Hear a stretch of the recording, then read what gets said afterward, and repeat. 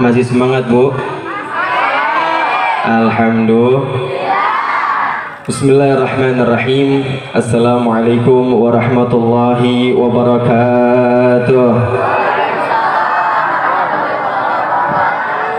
Assalamualaikum warahmatullahi ta'ala wabarakatuh.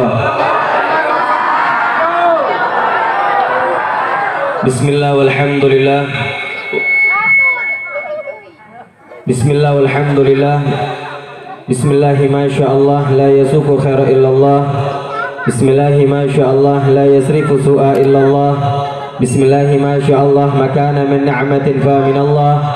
Bismillahi masyaallah la hawla wa la quwwata illa billah.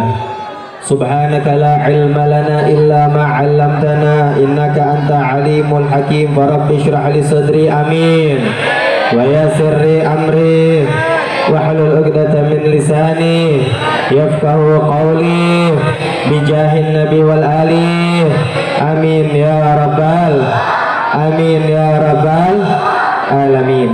Amma ba'du, yang sama kita hormati dan kita muliakan dan selalu kita doakan guru kita bersama selaku pimpinan Pondok Pesantren Ar-Rahman, yaitu Al-Ustadz Ismail Mahmud Mamduh mata'anallah bituli hayatihi syarifah. Kita doakan semoga Allah subhanahu wa ta'ala sehatkan badannya, amin, digampangkan segala urusannya, amin, dan ilmunya bermanfaat dunia dan akhirat, amin ya rabbal alamin.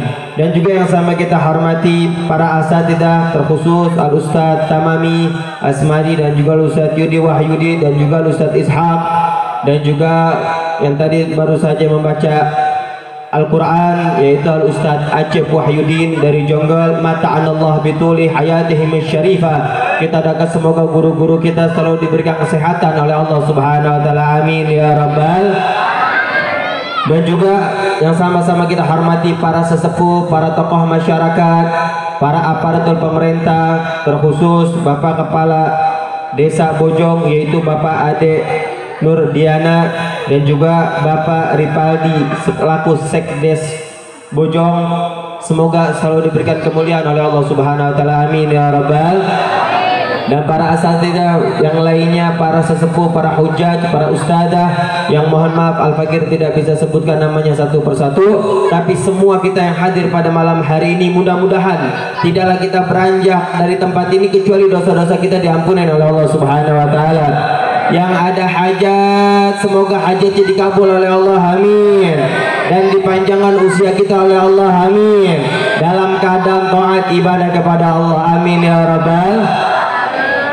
Hadirin wal hadirat yang dimuliakan oleh Allah subhanahu wa ta'ala, alhamdulillah kita bersyukur kepada Allah subhanahu wa ta'ala di pada malam hari ini kita masih bisa berkumpul di tempat yang mulia di dalam memperingati satu peristiwa yang mulia, yaitu kelahirannya baginda Nabi besar Muhammad sallallahu alaihi wasallam, yang mana di hari kelahirannya Nabi sallallahu alaihi wasallam atau bulan kelahirannya Nabi adalah bulan yang paling mulia karena lahirnya baginda Nabi Muhammad. Sebelum Nabi Muhammad lahir di bulan Rabiul Awal, ingat hadirin, bulan Rabiul Awal ini sebelum Nabi lahir, bulan Rabiul Awal ini bukan bulan yang mulia, bukan bulan istimewa, bahkan tidak dikenal sama masyarakat tentang bulan Rabiul Awal. Beda sama bulan-bulan yang lain, ada bulan Ramadan, ada bulan Muharram, ada bulan Rajab, Sya'ban, Syawal, Dzulqa'dah, Dzulhijjah, tapi bulan Rabiul Awal justru tidak dikenal sama masyarakat, hadirin. Tidak ada yang tahu tentang bulan Rabiul Awal dan tidak ada kemuliaannya bulan Rabiul Awal. Tapi tatkala Nabi SAW lahir di bulan Rabiul Awal, maka bulan Rabiul Awal menjadi bulan yang mulia. Makanya Nabi SAW bukan lahir di bulan yang mulia, tapi bulan tersebut menjadi mulia karena lahirnya baginda Nabi besar Muhammad sallallahu alaihi wasallam. Maka hadirin wal hadirat yang dimuliakan oleh Allah subhanahu wa ta'ala, sesuatu yang dinempelkan kepada Nabi menjadi mulia karena nempel sama Nabi, betul. Sendalnya Nabi menjadi sendal yang paling mulia. Bahkan kita nih semua yang hadir pada malam hari ini, bahkan makhluk yang ada di atas muka bumi ini, semuanya di bawah sendalnya Nabi Muhammad. Kenapa sendal menjadi mulia? Kenapa sendal menjadi agung? Bukan karena sendalnya, tapi sendal tersebut karena nempel kepada baginda Nabi besar Muhammad. Kira-kira paham sampai sini? Insya. Jadi sesuatu yang nempel sama Nabi menjadi mulia. Sendal menjadi mulia. Sesuatu yang ada di situ ada Nabi menjadi mulia. Kita tahu bagaimana bulan Rabiul Awal menjadi bulan yang mulia karena lahirnya Nabi SAW.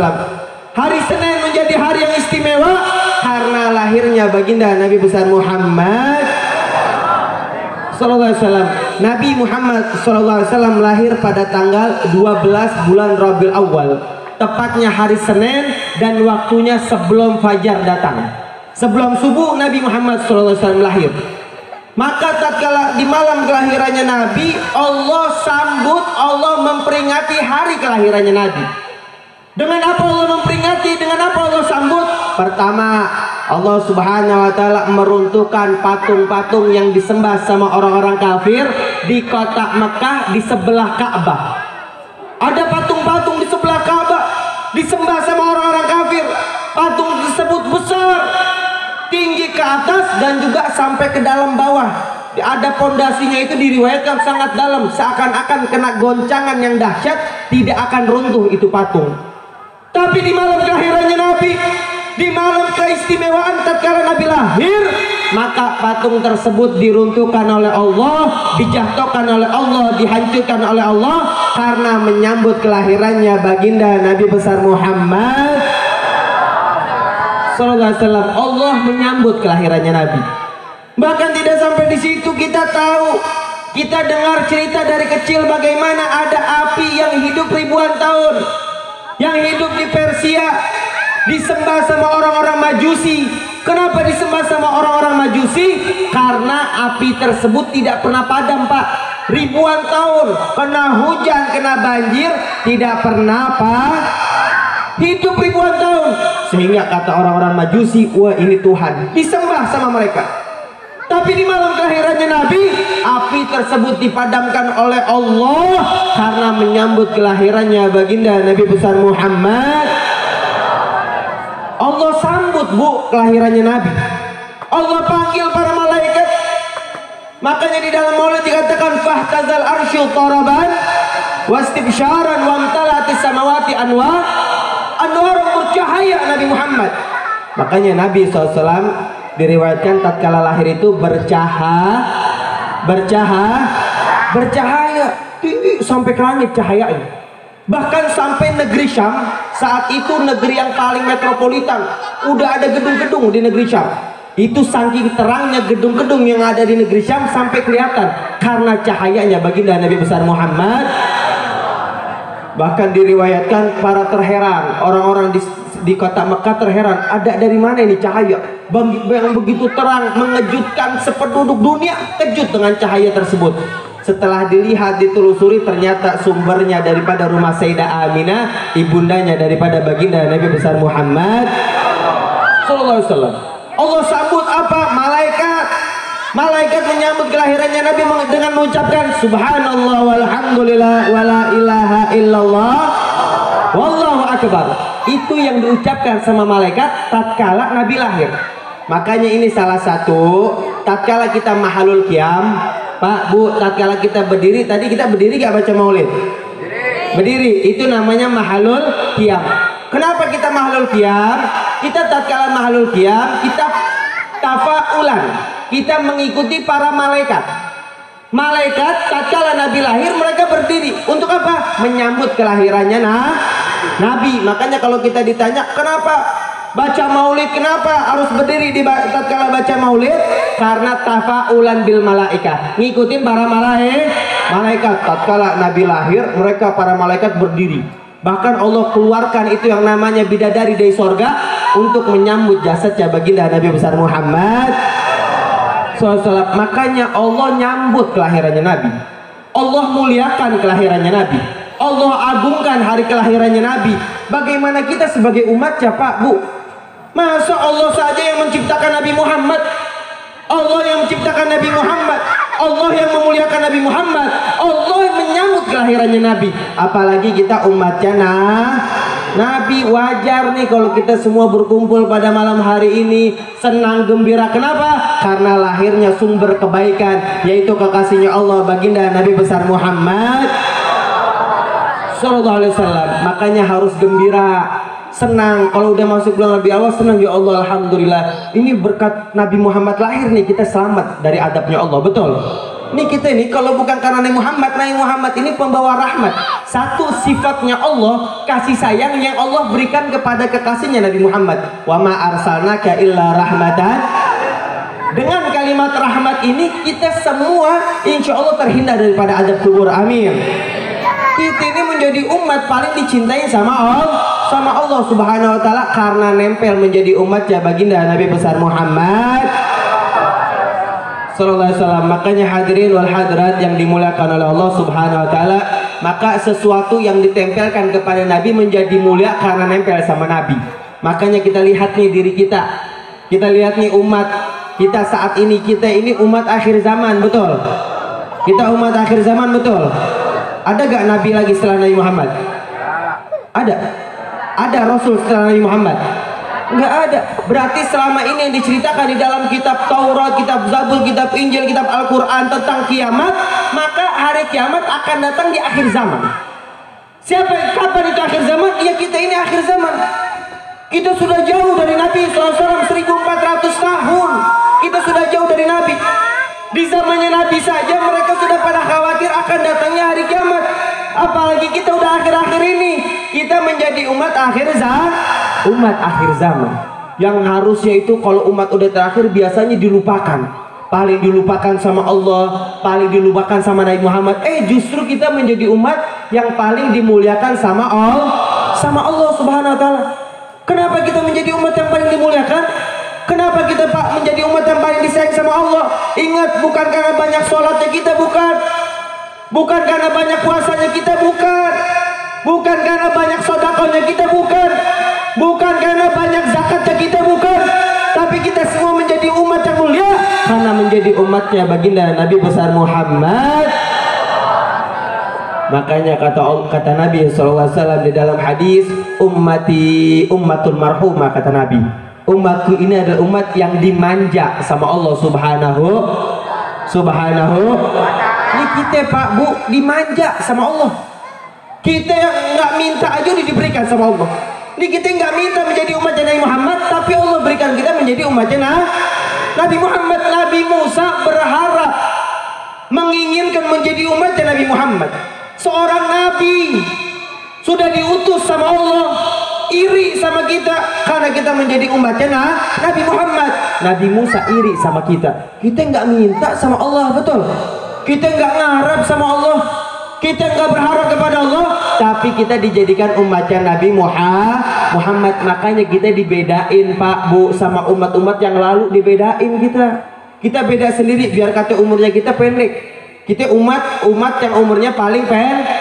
Yang lalu-lalu itu Nabi Musa dikatakan ada umur 200 tahun, 300 tahun, bahkan ada yang 700 tahun. Berapa umurnya 700? Ada di zaman kita 700 tahun? Nggak ada. Kita paling 60 juga udah susah, itu ke 70, betul nggak? 70 udah susah buat jalan, ke 80 itu udah harus susah. Jarang yang sampai ke 100, jarang. Ini umat Nabi Muhammad. Maka kata Nabi Muhammad SAW, umatku itu baina sitin wa sab'in, antara 60 sampai 70 tahun aja udah selesai. Kita umat Nabi Muhammad paling pendek, tapi kita paling dimanja sama Allah Subhanahu wa taala. Contohnya apa? Contohnya bahwasanya Nabi Allah Subhanahu wa taala lebih sayang kepada umat Nabi Muhammad daripada umat-umat yang lain. Contohnya satu, apa? Tatkala di zamannya Bani Israel, yaitu zamannya Nabi Musa alaihissalam, Bani Israel itu paling banyaknya Nabi diutus sama Allah di Bani Israel, yang sampai sekarang itu Israel. Tahu Israel? Makanya jangan heran kalau ngeliat Israel itu banyak yang mancung-mancung, banyak yang putih ganteng. Kenapa? Karena banyak keturunan Nabi. Paling banyak Nabi diutus sama Allah di di Bani Israel, yang sampai saat sekarang itu Israel. Itu Bani Israel. Kemudian di zamannya Nabi Musa alaihissalam beda sama zamannya Nabi Muhammad. Di zamannya Nabi Musa itu kalau orang berbuat dosa dibuka aibnya sama Allah. Nih ingat nih, di zamannya Nabi Musa kalau ada orang berbuat dosa dibuka aibnya oleh Allah. Dikatakan di dalam kitab Fawaidul Mukhtar itu diceritakan bahwasanya di zamannya Nabi Musa di Bani Israel itu kalau ada umatnya Nabi Musa berbuat dosa, dia berzina, dia minum minuman khamar, dia mencuri, dia berbuat dosa, itu di depan rumahnya, di atas pintu rumahnya tertulis namanya, Pak. Ditulis sama Allah. Oh, fulana binti fulan tadi malam berzina dengan fulan bin fulan. Oh, fulan bin fulan dia tadi malam mencuri di rumahnya fulan bin fulan. Oh, fulan. Dibuka aibnya sama Allah. Sehingga apa? Di pagi harinya kalau dia malam berbuat dosa, di pagi harinya tetangganya kanan kiri masyarakat di sekitarnya sedesanya tahu semua kalau ini orang berbuat dosa. Ketahuan, oh ini orang habis berzina. Oh ini orang bisa bunuh khamar, oh ini orang bisa mencuri. Orang tahu semua, dibuka aibnya sama Allah. Itu umatnya Nabi Musa. Beda sama umatnya Nabi Muhammad. Lihat kita berbuat dosa, kita berbuat kesalahan, kita melawan Allah, tapi ditutupin aibnya oleh Allah. Betul? Ditutupin, kita berbuat dosa sama Allah, ditutupin aibnya kita oleh Allah. Kenapa? Karena Allah berharap kita bertobat kepada Allah Subhanahu. Makanya andai kata setiap orang berbuat dosa kemudian keluar dari dirinya bau yang tidak enak, niscaya orang nggak bakalan mau dekat sama kita saking busuknya diri kita. Betul? Saking baunya diri kita akan karena dosa. Tapi subhanallah Allah tutupin aib kita. Allah tutupin aibnya kita. Kenapa? Agar kita bertobat kepada Allah Subhanahu wa taala. Ini salah satu apa harapannya Nabi Muhammad SAW. Ini biar kita tahu semua nih. Kenapa sih aib saya dibuka? Aib saya ditutup sama Allah. Kenapa aib saya ditutup? Oh karena saya banyak sholat. Saya ditutup aibnya. Oh karena saya banyak zakat, saya sedekah terus. Oh aib saya ditutup. Bukan. Kenapa? Karena ini hasil perjuangannya Nabi. Hasil apa? Hasil perjuangannya Nabi. Apa tatkala Nabi SAW diturunkan ayat oleh Allah Subhanahu wa taala, wala sawfa yu'tika rabbuka fatarda. Kata Allah, ya Muhammad, apa yang menyebabkan engkau senang wahai Muhammad? Apa yang menyebabkan engkau gembira wahai Muhammad? Apa yang menyebabkan engkau ridho wahai Muhammad? Akan aku berikan wahai Muhammad. Kata Nabi Muhammad, bukan jabatan yang Nabi Muhammad minta, bukan kekayaan, bukan keluarganya, bahkan bukan dirinya Nabi, bukan. Apa yang dikatakan oleh Nabi, ya Allah, demi Allah aku tidak ridho satupun dari umatku berada di dalam neraka jahanam. Kata Nabi SAW, aku inginkan ya Allah, tidak ada satupun dari umatku berada di dalam nerakamu ya Allah, tapi aku inginkan semua umatku masuk ke dalam surga bersama Nabi Muhammad. Amin, amin, amin ya Rabbal. Berarti aib kita ditutup sama Allah berkat siapa? Hasil perjuangan siapa? Nabi Muhammad SAW. Makanya Pak Bu, Nabi Muhammad SAW mengatakan kullu ummati yadkhuluna jannah illa man aba. Kata Nabi Muhammad, semua umatku masuk surga. Kata Nabi Muhammad, illa man aba. Kata Nabi Muhammad, kecuali yang tidak mau. Kata Nabi Muhammad, semua umatku masuk surga. Kata Nabi Muhammad, illa man aba. Kata Nabi Muhammad, kecuali yang tidak mau. Kata Nabi Muhammad. Ditanya sama sahabat, ya Rasulullah, wa man ya'ba? Siapa yang nggak mau? Masa ada orang nggak mau masuk surga? Siapa yang nggak mau masuk surga? Kata Nabi SAW, man ato'ani dakhalal jannah wa man asani faqad aba. Kata Nabi, siapa orang yang taat kepadaku, kata Nabi, dia nurut samaku, ikutin syariat yang aku bawa, maka sesungguhnya ini orang mau masuk surga.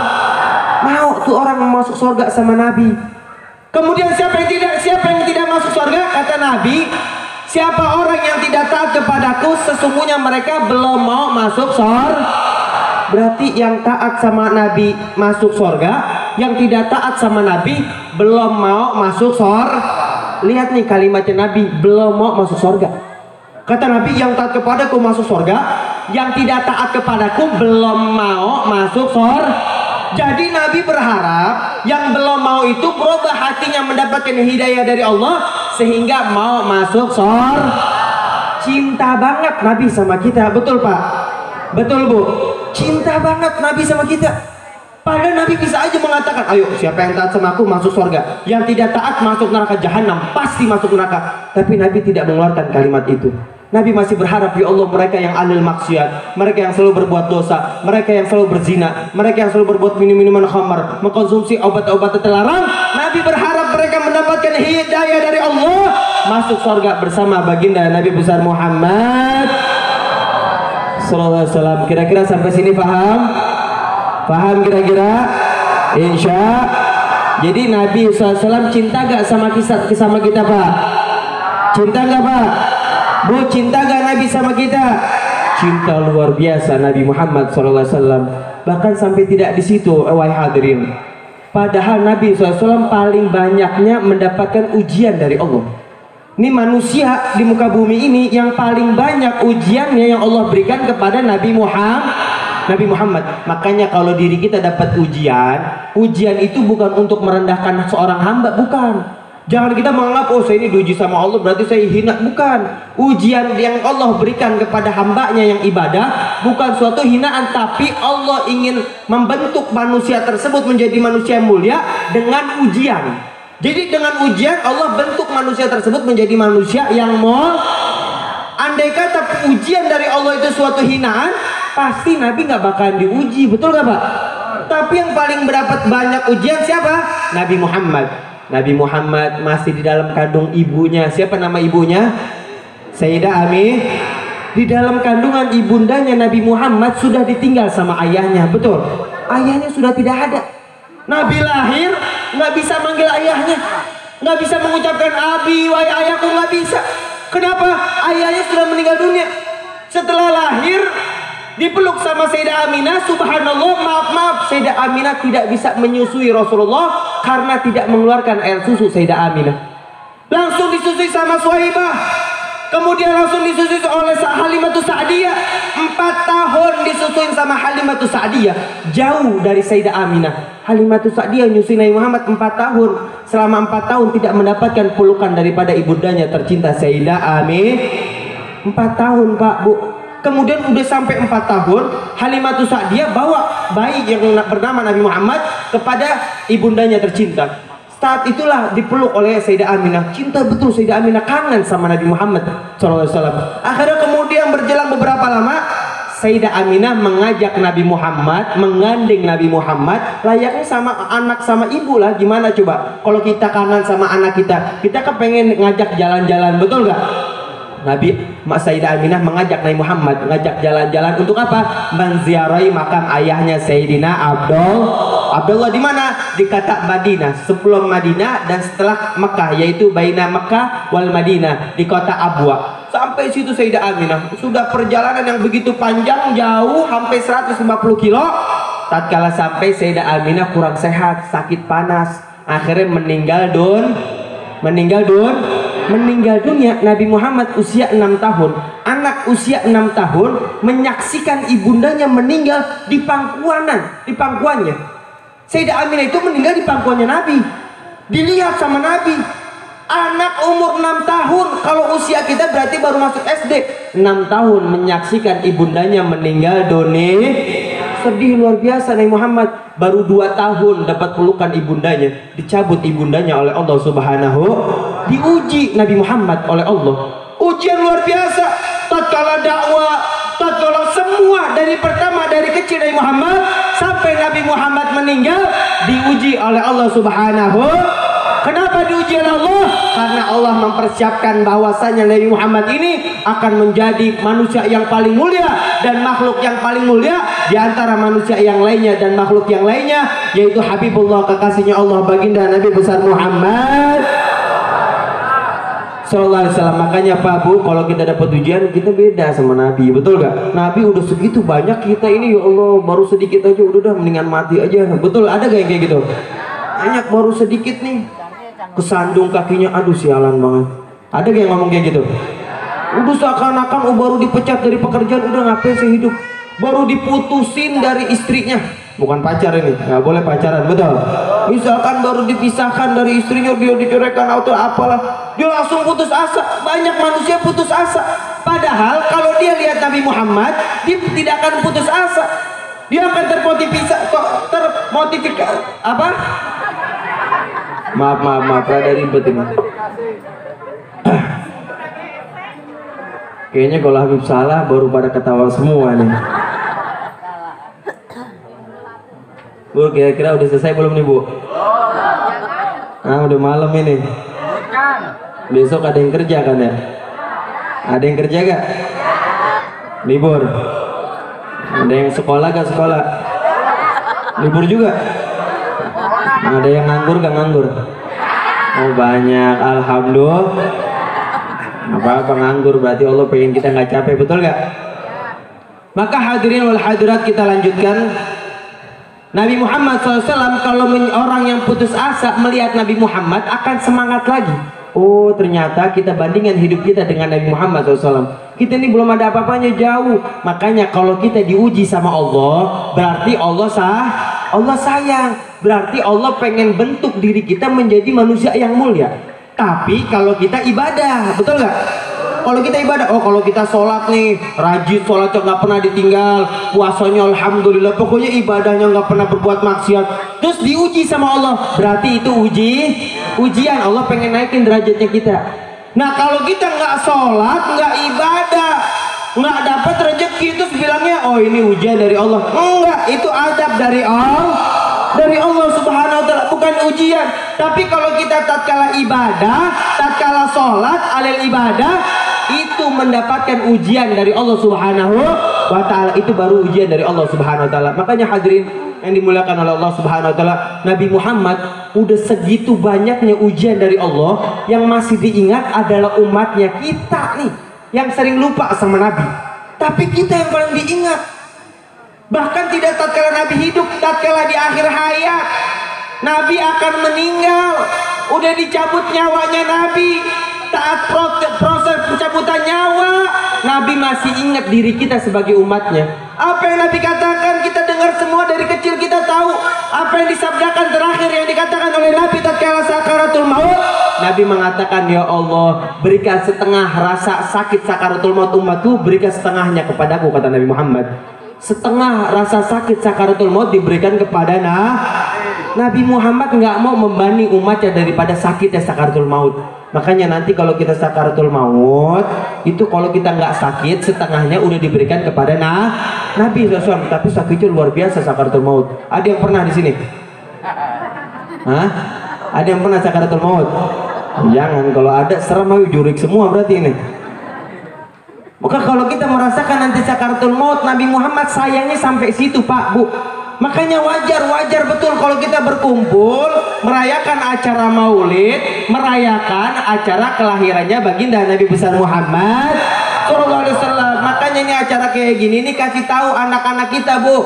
Pak, kasih tahu anak-anak kita biar setiap tahun selalu ada acara maulid. Kita kasih tahu nih, nak, ini acara maulid kayak gini nih jangan pernah ditinggalin, adain terus, nih yang menyebabkan berkah desa kita, betul? Jangan ditiadakan, jangan. Makanya kalau kita nggak ajarin anak-anak kita, keturunan kita tentang maulid, nanti datang satu akidah yang mengatakan maulid itu bid'ah. Ada gak yang ngomong kayak gitu? Ada. Jangan baca maulid. Maulid nggak ada di zamannya Nabi. Ngapain baca maulid? Nggak ada itu kitab maulid, nggak ada di zamannya. Ngumpul-ngumpul kayak gini baca maulid, ada yang ceramah, nggak ada di zamannya Nabi. Itu bid'ah. Kullu bid'ah dolalah, kullu bid'ah dolalah, kullu dolalah fitnar. Ada yang mengatakan semua bid'ah itu adalah keburukan, semua keburukan berada di dalam neraka jahanam. Ada yang ngomong kayak gitu. Memang kalau kita ulas, kita belajar, maulid nggak ada di zamannya Nabi, betul nggak? Nggak ada. Apa sih isi maulid? Baca maulid, apa di dalam kitab maulid menerangkan tentang sejarahnya Nabi, betul? Tentang sejarah Nabi, bagaimana Nabi SAW makannya, bagaimana Nabi Muhammad SAW jalannya, bagaimana Sayyidah Aminah tatkala mengandung Nabi Muhammad, bagaimana Nabi Muhammad SAW kalau jalan dari tempat satu ke tempat yang lainnya, oh sejarah ayahnya Nabi Muhammad. Semua di dalam kitab maulid menerangkan tentang Nabi. Makanya nggak ada di zamannya Nabi. Ngapain maulid di zamannya Nabi? Orang nabinya masih ada, betul nggak? Ngapain cerita tentang Nabi? Nabinya ada. Sahabat ngeliat bagaimana makannya Nabi, sahabat ngeliat bagaimana jalannya Nabi, sahabat melihat bagaimana akhlaknya Nabi. Maka nggak perlu diceritakan Nabi Muhammad Karena di hadapan mereka ada kekasihnya Allah, baginda Nabi besar Muhammad sallallahu alaihi wasallam. Paham kira-kira? Jadi nggak ada maulid di zamannya Nabi Muhammad karena ada Nabi Muhammad. Setelah Nabi Muhammad meninggal, namanya zaman sahabat. Di zaman sahabat juga tidak ada maulid. Kenapa tidak ada? Karena hafalannya para sahabat itu sangat kuat. Dia itu sangat kuat hafalannya para sahabat, sehingga mereka ceritakan tentang Nabi Muhammad kepada anak-anak mereka. Sampai diriwayatkan itu sahabat-sahabat itu kalau udah malam di waktu maghrib, kan kita kalau maghrib kan dulu waktu masih kecil ngaji, betul nggak? Ngaji Iqra, ngaji juz amma. Itu di zamannya sahabat, itu kalau udah datang waktu maghrib, dikumpulin anak-anaknya untuk apa? Diceritakan tentang Nabi. Nah, Nabi itu seperti ini, wajahnya indah. Oh, seperti ini Nabi Muhammad. Ini kalau jalan begini, akhlaknya begini. Diceritakan sehingga apa? Tabi'in, anaknya para sahabat, cinta sama Nabi Muhammad. Seakan-akan kenal betul dengan Nabi Muhammad. Kemudian di zamannya tabi'in terus dan beberapa ratus tahun yang lalu itu sudah mulai pudar tentang cerita Nabi SAW. Maka diadakanlah acara maulid. Makanya kalau acara maulid, acara apa Isra Mi'raj, acara apa lagi, acara apa saja, kita pasti membaca maulid. Untuk apa? Untuk mengenang kehidupannya baginda Nabi besar Muhammad. Makanya kalau acara maulid, kalau bisa orang yang bisa menjelaskan cerita tentang Nabi. Karena sayang nih momentum kayak gini, kalau kita tidak menceritakan Nabi, tidak kenalkan Nabi kepada diri kita, sayang, betul nggak? Makanya undang para asatidzah, para kiai, para ustadz tentang apa? Minta Ustaz tolong jelaskan tentang Nabi Muhammad, tolong ceritakan bagaimana lahirnya Nabi Muhammad, agar kita kenal sama Nabi Muhammad. Kalau kita kenal sama Nabi Muhammad, tahu sejarahnya, cinta luar biasa sama kita, insya Allah kita timbul rasa cinta sama Nabi Muhammad. Kalau kita cinta sama Nabi Muhammad, insya Allah almar'u ma'amanahab, seseorang akan dikumpulkan dengan orang yang dicintai, yaitu baginda Nabi besar Muhammad. Mudah-mudahan kita semua cinta sama Nabi Muhammad, amin. Dan mudah-mudahan kita semua dicintai sama Nabi Muhammad, amin. Ya Rabbal Alamin. Hadirin wal hadirat yang dimulakan oleh Allah Subhanahu wa taala, itulah bagaimana cintanya Nabi Muhammad SAW kepada kita. Maka balaslah cintanya Nabi Muhammad SAW, walaupun yang kita balas tidak sebanding dengan kasih sayang Nabi kepada kita. Kita nggak bakalan bisa membalas kebaikannya Nabi. Ingat nih, kita nggak bakalan bisa membalas kebaikannya tapi kita usaha semaksimal mungkin. Dikatakan di dalam kitab Maulid, la tajzi nabiyyaka ya fatah walau ji'ta sa'yan 'alal 'aini sa'iri. Dikatakan di dalam kitab Maulid, tidak akan mampu kalian membalas kebaikan Nabi Muhammad walaupun kalian keluar dari rumah kalian menuju ke kota Madinah, bukan lagi dengan kendaraan kalian, dan bahkan bukan lagi kalian berjalan dengan kedua kaki kalian, dan bahkan andai kata kalian keluar dari rumah kalian menuju ke kota Madinah, berjalan dengan kedua bola mata kalian ke kota Madinah untuk membalas kebaikannya Nabi, maka niscaya tidak akan bisa membalas kebaikannya baginda Nabi besar Muhammad. Kita jalan dari Bojong ke Madinah, jauh gak? Bukan lagi dengan mobil, apalagi motor, apalagi pesawat. Kita jalan bukan lagi dengan kaki, kedua bola mata kita untuk membalas kebaikan Nabi tidak akan bisa. Makanya apa yang kita bisa sedikit demi sedikit memperbanyak baca sholawat. Ibadah, sholat, kewajiban jangan pernah ditinggal. Udah itu nggak pakai dibahas, betul nggak? Sholat itu nggak pakai dibahas, itu udah wajib udah buat kita. Kemudian apa? Sholawat. Oh, lagi kerja nih, lagi naik motor, baca sholawat. Allahumma shalli ala Muhammad wa ala ali Muhammad. Oh, lagi kerja nih di pabrik, baca sholawat. Baca aja sholawat. Sholawat kita baca di mana aja pasti diterima sama Allah. Kecuali di kamar mandi, jangan. Di kamar mandi baca sholawat. So, saya cinta sama Muhammad, baca sholawat di kamar mandi lah, jangan, betul. Jangan, itu gairul muhtaram, bukan tempat yang baik. Oh, di tempat-tempat yang baik, yang tempat masjid, musola lagi duduk kayak gini, di mana aja baca sholawat sama Nabi. Karena dikatakan para ulama bersepakat, semua amal ibadah kita antara diterima sama Allah dan juga ada yang ditolak sama Allah. Semua, sholat, puasa, zakat, semuanya ada yang diterima sama Allah, ada yang ditolak, kecuali sholawat sama Nabi Muhammad. Kata ulama, kecuali sholawat, membaca sholawat kepada Nabi Muhammad, walaupun kondisi kita dalam kondisi sombong. Nih Habib megang tasbih, baca sholawat begini, kira-kira sombong nggak? Kelihatan baca sombongan. Muhammad. Itu walaupun kita baca kayak gini, diterima sama Allah sholawat kita. Diterima tetap walaupun kondisi kita sombong. Tetap diterima sholawatnya oleh Allah Subhanahu wa ta'ala. sholawat, tapi kalau amalan yang lain itu antara diterima sama ditolak oleh Allah Subhanahu wa taala. Makanya dikatakan addimus sholata ala Nabi Muhammad faqabuluha hatman bighairi taraddudi a'maluna bainal qabuli wa ruddaha illa sholata ala Nabi Muhammad, kecuali sholawat kita kepada baginda Nabi besar Muhammad SAW. Makanya memperbanyak sholat sama Nabi Muhammad. Bulan Rabiul Awal balas kebaikannya Nabi Muhammad dengan memperbanyak sholawat. Kira-kira siap kita baca sholawat? Kira-kira siap baca sholawat? Siap gak nih baca sholawat? Insya Allah. Pokoknya memperbanyak sholawat kita kepada Nabi Muhammad SAW. Hadirin wal hadirat yang dimuliakan oleh Allah Subhanahu wa taala. Terakhir, mari Al-Fagir mengundang antum semua. Terakhir salah satu dulu, karena kita melihat luar biasa salah satu negara yang kita sudah pahami, tahu kita beritanya di media ataupun di televisi, satu negara yaitu Perancis, presidennya menghina baginda Nabi besar Muhammad sallallahu alaihi wasallam. Kita harus marah Pak Bu, jangan diam. Hati kita harus teriris hati Nabi Muhammad dihina. Jangan diam, jangan cuma itu mau itu kan bukan Nabi Muhammad, jangan kayak gitu. Ada satu orang mengatakan itu kan bukan fotonya Nabi Muhammad, itu bukan lukisan Nabi Muhammad. Emang naudzubillah min dzalik, itu bukan lukisan Nabi Muhammad, itu bukan fotonya Nabi Muhammad. Tapi mereka menggambar seperti itu, di bawahnya tertulis nama Muhammad. Berarti kan mengisyaratkan bahwa itu Nabi Muhammad yang mereka yakini. Naudzubillah min dzalik. Makanya ada yang mengatakan udah nggak usah marah, Nabi Muhammad bukan kayak gitu, itu bukan gambar Nabi Muhammad. Bukan. Coba orang tua kita badannya, wajahnya dipotong, diedit, maaf dengan binatang, terus disebut bawahnya, oh ini fulan. Kira-kira kita marah gak? Guru kita digituin, kira-kira kita marah gak? Marah, pasti parah. Maka ini Nabi Muhammad yang tadi Habib udah jelasin bagaimana cinta Nabi Muhammad kepada kita. Masa Nabi Muhammad dihina nih, Nabi Muhammad dilecehkan, kita diem aja? Jangan. Terus Habib saya gimana? Saya bingung. Jangankan ke Perancis, ke Jakarta aja susah, saya nggak punya ongkos, betul. Terus gimana caranya mengekspresikan kemarahan kita? Satu, ada yang kemarin demo, ada gak kira-kira? Ada. Itu jangan dicela Pak Bu, jangan. Itu demo ngapain cara mana panas-panas, jangan. Itu justru yang mereka yang membanggakan Nabi Muhammad. Kenapa mereka korbankan waktu mereka, harta mereka korbankan untuk apa? Untuk membela Nabi Muhammad. Kalau kita bisa demo, ikut demo. Itu cara mengekspresikan kita, kemarahan kita kepada orang yang menghina Nabi. Cara yang kedua bagaimana?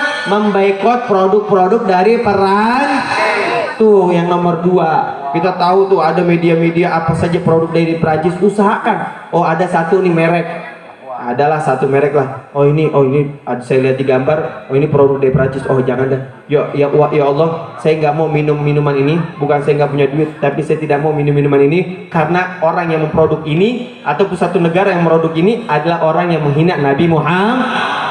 Insya Allah kita akan terhitung cinta sama Nabi Muhammad. Siap kira-kira? Siap kira-kira? Insya Allah. Makanya itu yang akan kita berikan. Artinya apa? Kita harus berekspresi. Jangan diam. Kalau diam kita naudzubillah min dzalik, akhirnya menjadi orang munafik.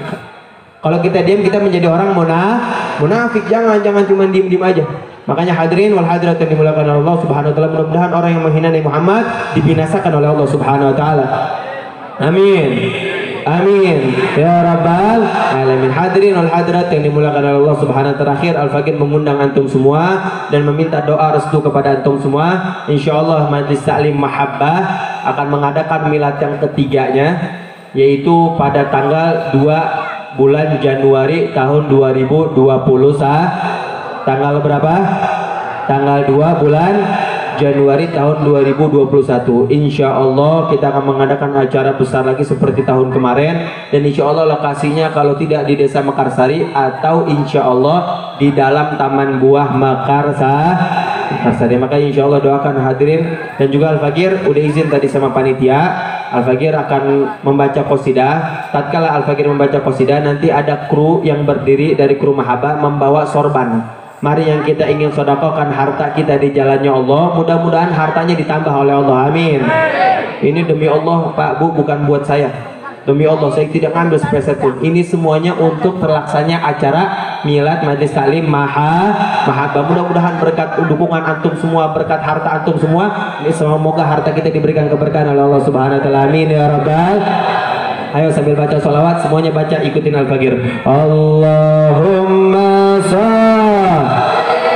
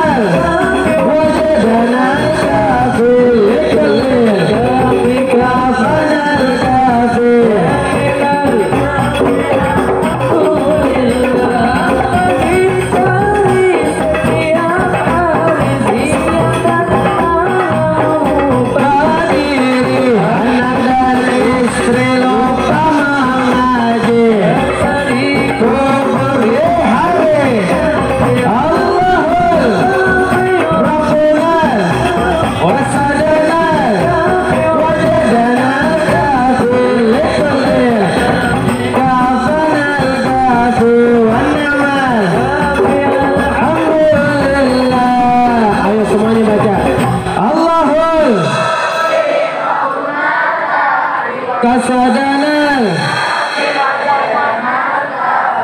likulil kafanal kafi wan ni'mal. Ayo terakhir semua angkat suaranya. Allahul kasadanal wajadanal kafi likulil kafanal kafi wan ni'mal. Alhamdulillah Allahul Rabbunal kasadanal wajadanal kafi likulil kafanal wan ni'mal. Alhamdulillah. Sallu ala Nabi Muhammad. Sallu ala Nabi Muhammad. Hadirin hadirat yang dimuliakan oleh Allah Subhanahu wa taala, jazakallahu khair. Terima kasih banyak antum semua, mudah-mudahan kita semua diberikan kemuliaan oleh Allah Subhanahu wa taala berkat memuliakan baginda Nabi besar Muhammad sallallahu alaihi wasallam. Allahumma ijma' hadza jama'al marhuma amin wa tafarraqna min ba'dihi tafarraqa ma'suma wa la taj'al fina wa la minna sagiyan wa la mahruma rabbi fanfa'na bi barakatihim wa hadina al-husna bi hurmatihim wa abidna fi tariqatihim wa bi mu'afati min fitani. Allahumma ahrimna li lazzatil ma'asiyatik wa rizqna li طاعاتك. ربنا آتنا في الدنيا حسنة وفي الآخرة حسنة وقنا عذاب النار وادخلنا جنة مع الأبرار يا عزيز غفار يا رب العالمين.